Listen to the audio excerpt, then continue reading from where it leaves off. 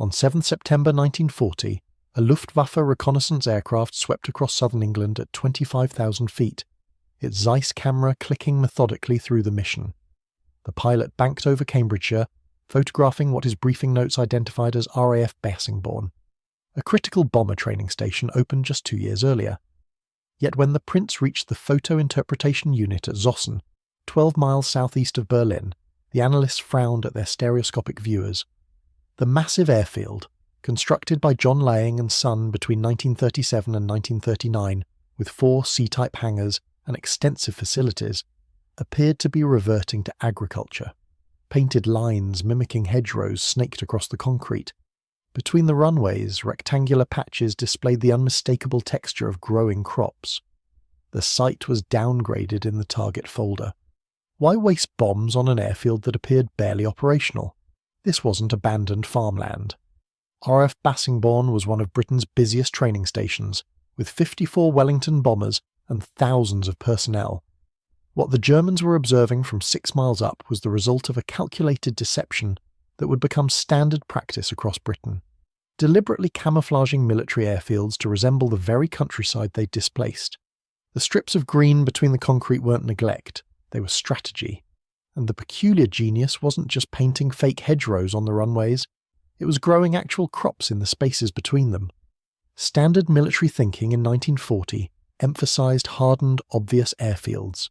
The Luftwaffe's own doctrine called for clearly marked facilities with prominent hangars, wide concrete aprons, and regimented layout. American theorists agreed. Airfields should be functional first, with camouflage as an afterthought. Critics argued that attempting to hide something as massive as an airfield, often covering 400 to 600 acres, was futile.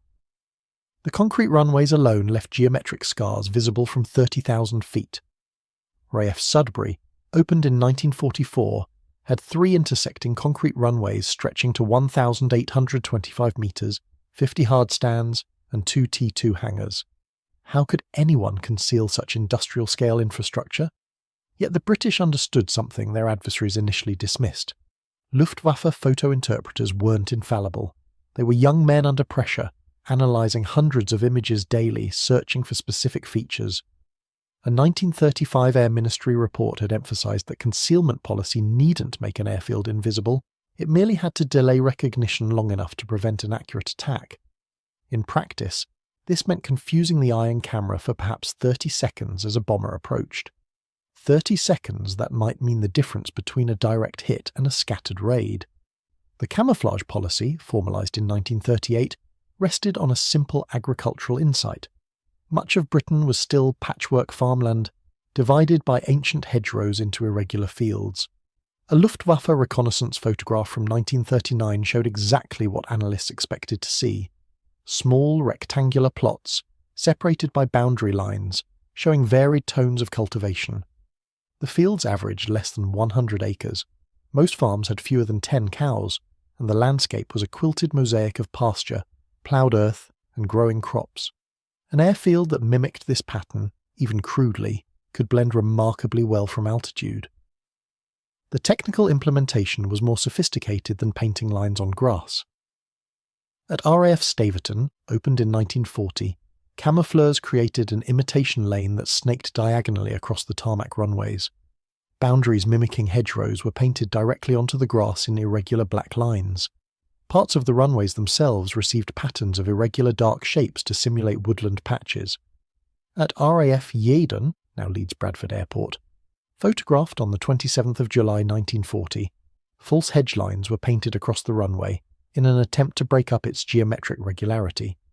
But the breakthrough wasn't merely paint, it was biological. When RAF Bassingbourn completed its concrete runway construction in the winter of 1941 to 1942, 3 intersecting strips totalling nearly 11,000 feet, the Air Ministry mandated that the areas between the runways were camouflaged to resemble agricultural crops. Not painted to resemble crops, actual agricultural production. This meant deliberate cultivation.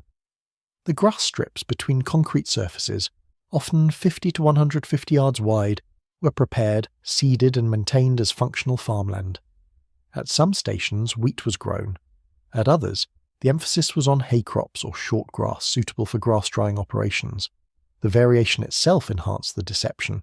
A Luftwaffe analyst looking at varied crop colours would see the natural irregularity of British agriculture, not the suspiciously uniform green of maintained grass.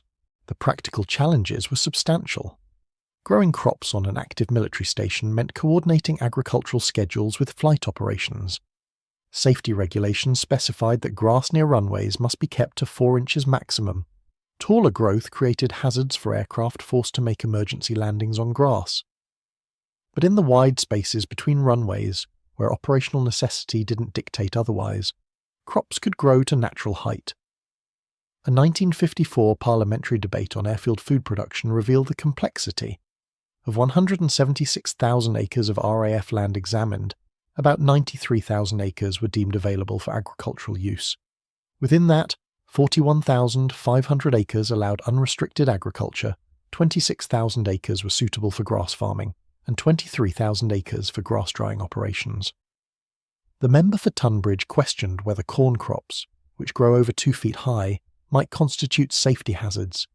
The Undersecretary confirmed that wheat and barley near runways were prohibited, but acknowledged that in non-operational zones, even tall crops could be cultivated. The war economy made this dual use essential. Britain imported 70% of its food before the war, including 90% of cereals and fats, and German submarine attacks threatened starvation. The government's Plough-Up campaign aimed to convert millions of acres of grassland to crops, particularly wheat and potatoes. 1 acre of wheat saved as much shipping space as 7 acres of the best grass in England. Between 1939 and 1941, over 4 million acres were brought under cultivation. Airfield land became part of this national effort. The deception worked because it exploited human pattern recognition. Luftwaffe photo interpreters were trained to identify specific signatures: the geometric regularity of concrete runways, the distinctive shapes of hangars, the circular dispersal patterns of hard stands, the straight lines of perimeter tracks.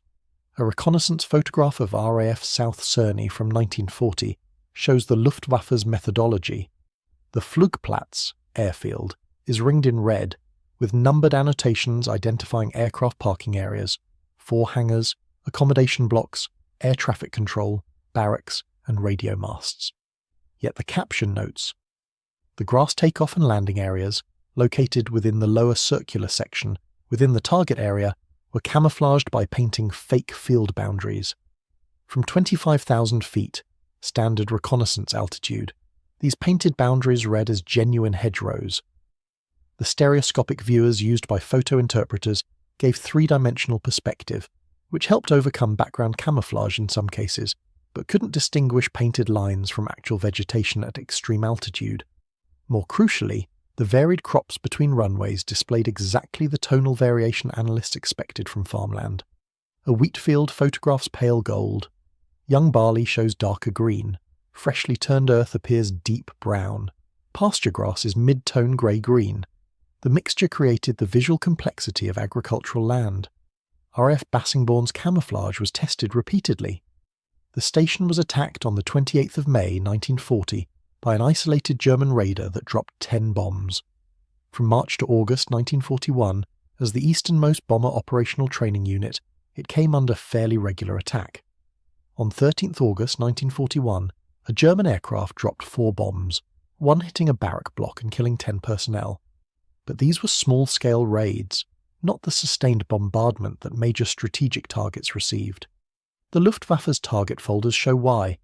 Bassingbourne was identified, but never prioritised. The camouflage didn't make it invisible, but it did make it appear less operationally significant than it was. RAF Tempsford provides an even more dramatic example. Built at Gibraltar Farm near Sandy, Bedfordshire, the site was initially considered unsuitable for aviation due to frequent fog and waterlogged ground. But British planners recognised these very weaknesses as camouflage assets. German reconnaissance would likely reach the same conclusion about the site's unsuitability. To reinforce this impression, lines were painted across the runways to resemble hedgerows from the air, and hangars were disguised as run-down farm buildings. Tempsford became home to 138 Special Duties Squadron, responsible for parachute operations supporting SOE-SIS Mi-9 and resistance groups across occupied Europe. It was one of Britain's most sensitive installations, yet it maintained the appearance of marginal farmland throughout its operational life. The camouflage wasn't perfect, and British authorities knew it. At sites like RAF Coltishall, designated as a fighter station due to its proximity to the coast, the base suffered numerous enemy attacks in the early years of the war. Buildings received camouflage paint, traces of which remain visible today on the officers' mess and barrack blocks, but the geometric regularity of an operational station couldn't be entirely concealed. By 1941, the Luftwaffe reconnaissance section was in decline, with equipment resources becoming scarce, and bomber crews complained about the print quality of aerial photographs in their target portfolios. Yet even degraded intelligence was sufficient to identify major facilities. What the British achieved wasn't invisibility, it was confusion. A 1940 reconnaissance photograph captured by Belgian resistance forces shows the effectiveness. Analysts could identify that an airfield existed, but determining its operational status, precise layout, and priority required additional sorties and analysis time. That time cost the Luftwaffe opportunities. Intelligence that arrived 3 days late might describe an airfield's disposition that had already changed. Camouflage facilities forced German planners to allocate reconnaissance resources less efficiently, photographing sites that turned out to be decoys or low-priority stations. The agricultural element enhanced this confusion specifically because it was genuine. Decoy airfields, constructed at sites like RAF Wroughton outside Swindon, could simulate the appearance of facilities, but maintaining the illusion required constant attention. Paint faded, canvas structures deteriorated. By contrast, a wheat crop photographed in May 1941 displayed authentic growth patterns. Photographed again in July, it showed the natural progression to harvest colour. This temporal consistency, crops behaving exactly as crops should, reinforced the impression that these were working farms, not military facilities. This wasn't accidental. Commanders weren't clinging to outdated farming practices. They understood that battlefields aren't sterile testing grounds. Luftwaffe photo interpreters were highly trained, but they were analysing thousands of images under time pressure, searching for immediate threats. An airfield that required careful study to confirm, one that didn't immediately present the expected visual signatures, would be bypassed in favour of obvious targets. The camouflage worked not by perfection, but by introducing doubt. The deeper principle was recognition that military infrastructure exists within landscapes, not separate from them. The Luftwaffe expected British airfields to look like German airfields, industrial, purposeful, obviously military. Instead, they encountered facilities that retained the visual character of the countryside they occupied. This wasn't merely aesthetic, it was strategic denial of information. Every hour, a photo interpreter spent confirming that a seemingly agricultural site was actually an active airfield was an hour not spent analysing genuine threats elsewhere. American forces, arriving at these stations from 1942 onwards, were initially sceptical. The 91st Bomb Group, equipped with B-17 flying fortresses, moved into RAF Bassingbourn on the 14th of October 1942. Coming from bases in the United States where airfields were functional and unconcealed, American crews found the British emphasis on camouflage quaint. Yet as operations continued, the wisdom became apparent. German reconnaissance of British bases was constant, and accurate targeting required current intelligence. Facilities that appeared agricultural from altitude, even if their runways were marked in German target folders, received lower priority than obvious military installations. After the war, parliamentary discussions in 1954 revealed the scale of agricultural integration. Of Britain's 176,000 acres of RAF land, over half had been made available for agricultural use during the war. The Undersecretary for Air confirmed that whilst ploughing had been forbidden within airfield perimeters pre-war, modifications to flying instructions reduced the width of grass safety margins around runways, allowing additional land for cultivation. Grass drying operations, which required short young grass exactly as airfields preferred, became the ideal dual-use activity. The crops themselves became economic assets. One member suggested that grass drying, which required expensive machinery and long-term leases, should be facilitated on RAF land to maximise food production whilst maintaining camouflage. The practice continued well into the post-war period. RAF stations designated for care and maintenance often saw their inter-runway spaces planted with crops as both camouflage and economic utilisation. Sites like RAF Mount Farm, after being handed back from American use in May 1945, were kept inactive but maintained agricultural appearance until formal return to farming began in 1949. The airfield was sold for farming in 1957, and part was bought for gravel extraction in 1961. The transition from military facility to genuine farmland was seamless, precisely because the visual deception had always incorporated actual agriculture. Military theorists who dismissed airfield camouflage as futile made several errors. First, they assumed perfect intelligence. In reality, even the meticulous Luftwaffe reconnaissance program, which photographed every part of the United Kingdom from Orkney to Cornwall between 1935 and 1941, couldn't maintain current intelligence on every facility. Priorities had to be set. Camouflage influenced those priorities. Second, critics evaluated camouflage as a binary, either perfect concealment or useless effort. But operational deception operates in gradations. An airfield that appears 60% as threatening as it actually is receives proportionally less attention. Resources allocated elsewhere create gaps in coverage. Those gaps become operational opportunities. Third, they underestimated the cognitive burden on photo interpreters. By 1941, Luftwaffe reconnaissance units were stretched thin, print quality had deteriorated, and bomber crews complained about the intelligence they received. In this environment, camouflage that created analysis delays or required confirmation sorties had disproportionate impact. The de Havilland aircraft factory at Hatfield demonstrated this principle. Illusionists removed part of the roof and deployed smoke canisters. A German reconnaissance aircraft photographed the site, and interpreters downgraded it from an important economic target to one already suffering severe bomb damage. The deception wasn't perfect. It wouldn't withstand ground-level inspection, but it worked from altitude under operational conditions. For RAF personnel stationed at these camouflage facilities, the agricultural elements were simply part of base life. At Royal Air Force Bassingbourn, ground crews serviced Wellington bombers between wheat fields.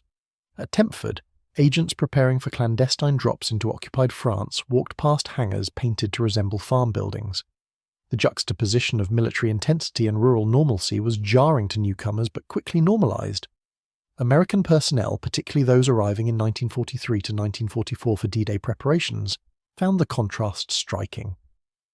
One B-17 pilot stationed at a camouflaged East Anglian base wrote of the surreal experience: concrete runways painted with fake hedgerows, operational dispersals positioned beside genuine crop fields, and the constant background hum of agricultural machinery mixed with aircraft engines. The Lancaster bombers that dominated British strategic bombing, requiring longer runways than earlier types, operated from facilities that from altitude still appeared to be patchwork farmland. The grass strips themselves required constant maintenance by airfield construction squadrons. At RAF Elgin in Scotland, opened in June 1940 as a satellite for RAF Lossiemouth, drainage problems from heavy flying operations necessitated installation of a full bar and rod system in 1944. The balance between operational requirements and agricultural appearance was continuous work, yet this very maintenance, keeping grass cut, ensuring drainage, rotating which areas bore heavy traffic, reinforced the agricultural impression when photographed. Active farms show signs of cultivation and care, so did these camouflaged airfields. What made this work wasn't any single feature. It was the systematic integration of deception into airfield design from 1938 onwards.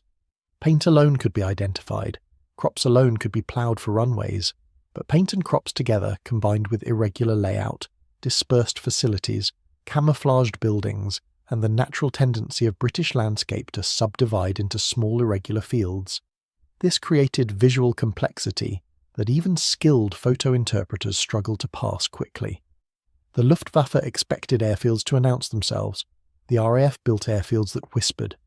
This wasn't technological sophistication. The materials were paint, crops, and canvas. It was conceptual sophistication, understanding that concealment isn't about invisibility, but about controlling what the enemy sees and when they see it. Consider the arithmetic.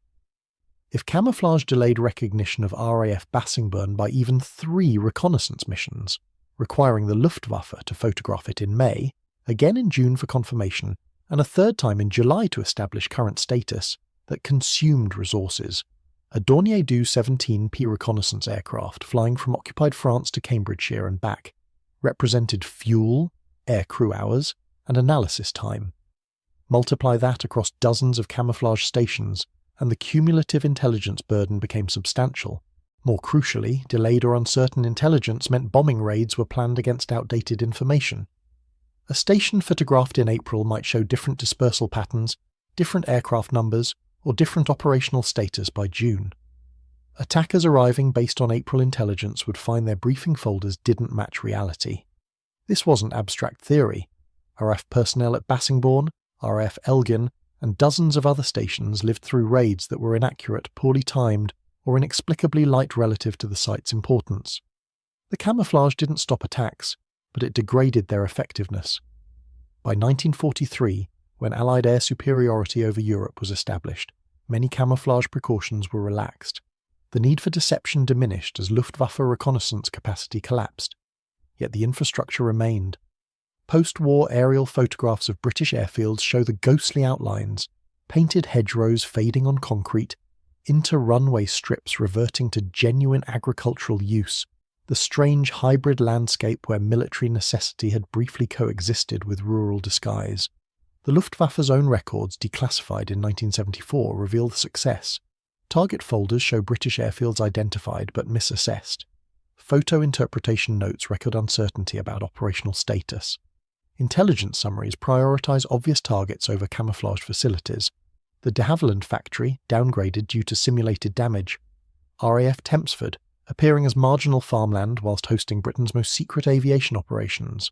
RAF Bassingbourn, photographed repeatedly yet never receiving the concentrated bombardment its strategic importance warranted.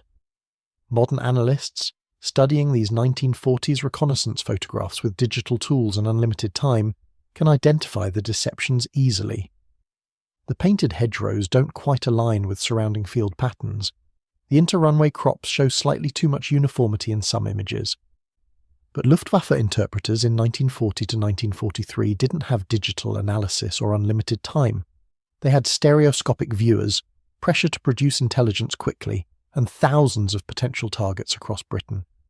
In that environment, an airfield that looked partly like farmland, that showed crops between its runways, that displayed the visual complexity of rural England rather than the geometric clarity of military infrastructure, such a facility introduced doubt. And doubt, in intelligence work, is delay. Delay is resource misallocation. Resource misallocation is strategic advantage. The RAF didn't grow crops on their airfields despite military necessity. They grew crops because of it.